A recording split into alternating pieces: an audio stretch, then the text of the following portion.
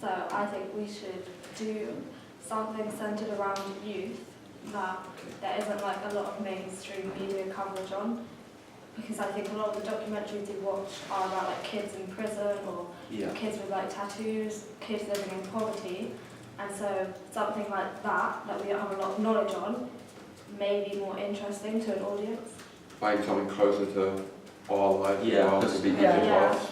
So what Dan said maybe about like state school and private school, it's like Dan and I think have been in state school and now we're all in private school, so it could be something that we can all like relate to more.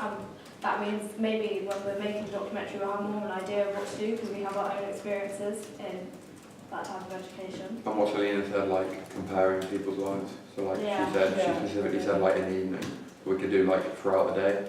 So like a day in the life of different people's lives. But we have to make sure it's interesting because no one, like I don't know if people actually want to just see like a kid go home, do their homework, and dinner.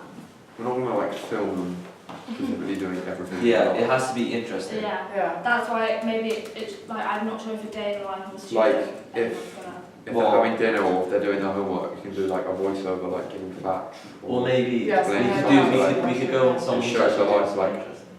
And it also shows time. I don't think that would be interesting. No, but you could. Okay.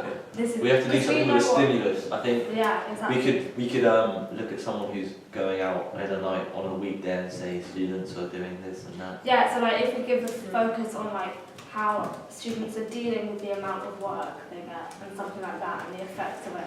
And seeing students get stressed, or we could do like the whole passing of time, and it could be like 11 o'clock and a student is still working, and they have to get up at like 6 a.m. the next morning. They should be in bed because that's like a reality of it and something that a lot of an audience would be able to relate to, and don't perhaps like it will create like that connection between the audience and the people in the documentary. Would that be so interesting? I don't know.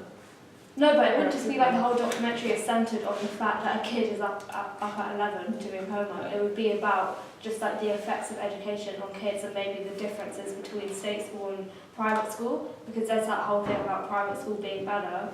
We can test that kind of thing, you know? The whole thing with state and private, you can get people from both. Exactly. And then compare. We could ask if it is really better.